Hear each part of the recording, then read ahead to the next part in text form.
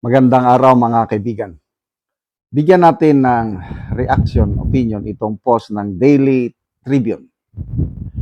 NBI agents arrested Franco Mabanta, founder of Peanut Gallery Media Network, in an entrapment operation for allegedly attempting to extort 350 million pesos from former House Speaker Martin Romualdez.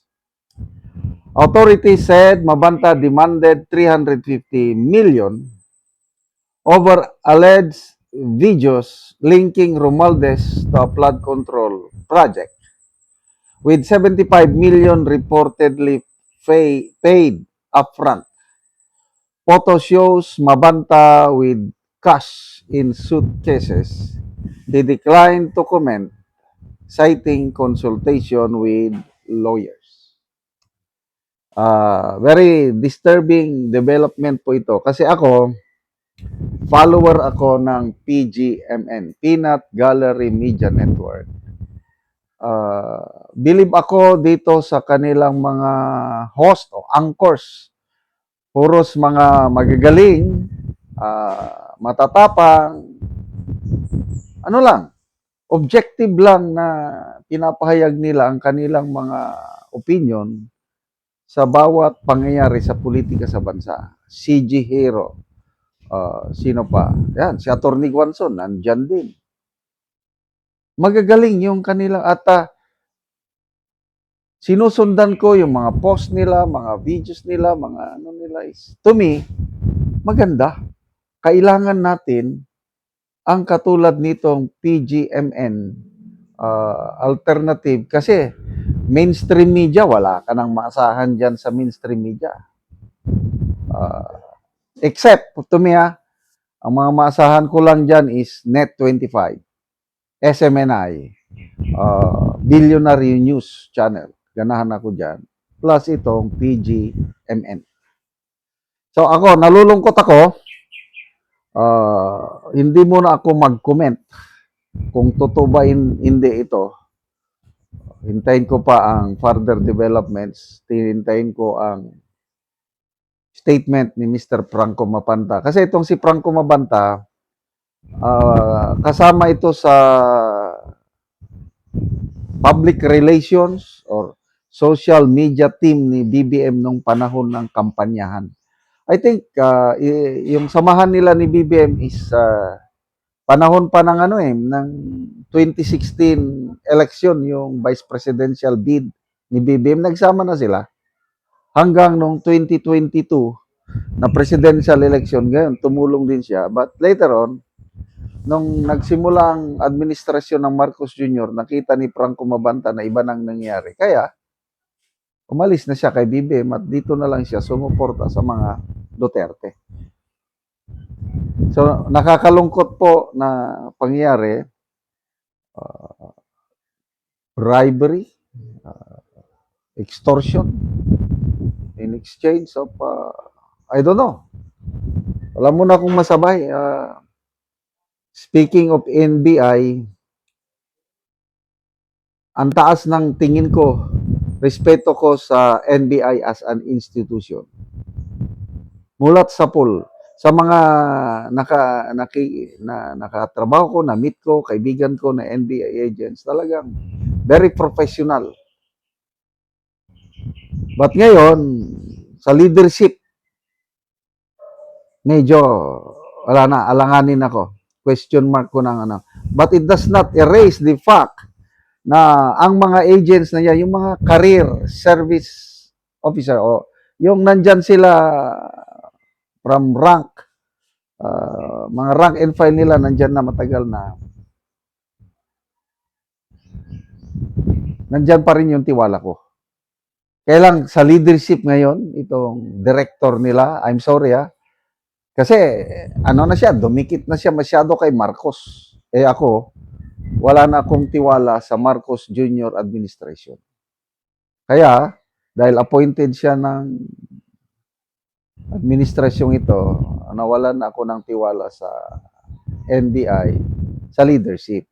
Hindi dito sa rank and file. Okay? I still believe nandyan maraming mga matitino, mga professional na ano. So, again, this is a developing story na subaybayan natin kung totoo ba. Kaya lang, bakit pa niya i-ano si Romualdez? Na si Romualdez, sa opinion ko lang ha, sirang-sira na siya ngayon. At paano ito na-set up? Entrapment operation. So, hindi ko maintindihan itong mga pangyayaring ito. Kaya lang sa political situation sa ating bansa, mahirap nang magtiwala sa mga ahensya ng gobyerno. Kasi poros parang politically motivated na lang ang lahat. At ang sentro lahat nito is dyan, yung 2028 election na kung saan si BP Sara ang nangunguna at gusto nilang tanggalin sa pwesto. Kaya,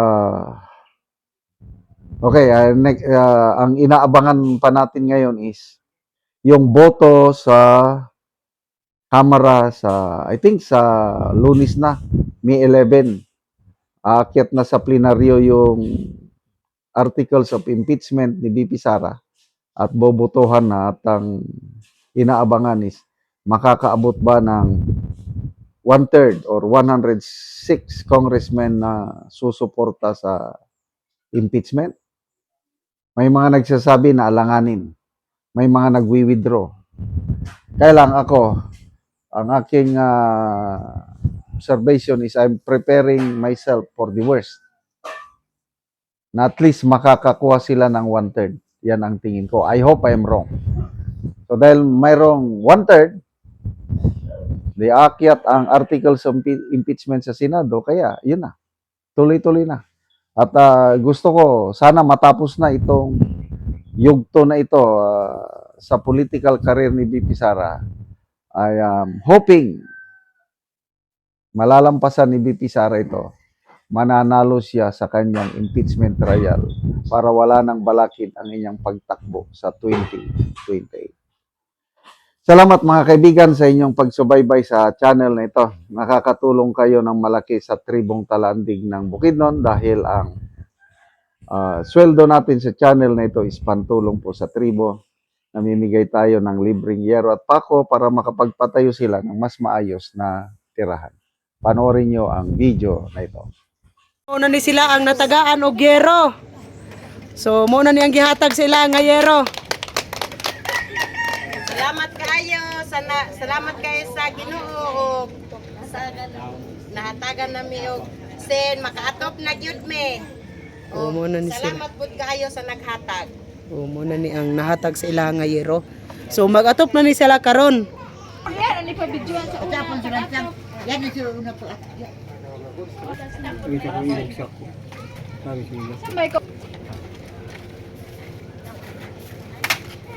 So maupod ni ang mga lansang bahin-bahinon. Thank you so much.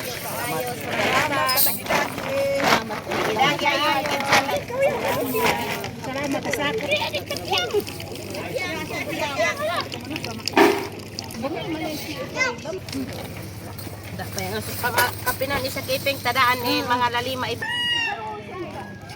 patigsoon. Og karon muna ni ang atop sa natagaan namo karon og yero. So dagko na gyud og buslot.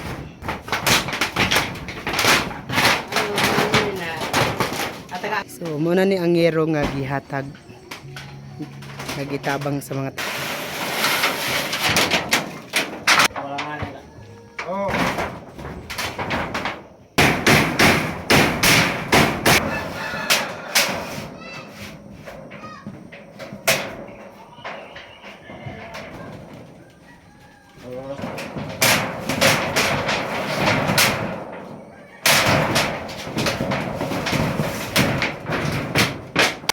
ug karon humanagid sa pag-atop ang among ginatabang nga yero. So maayo na gid nga tan-aw. Salamat kayo. Pasalamatan ako ang labaw ang Ginoo og samot na gyud ang naghatag ani. Salamat gyud kayo. Thank you. Salamat.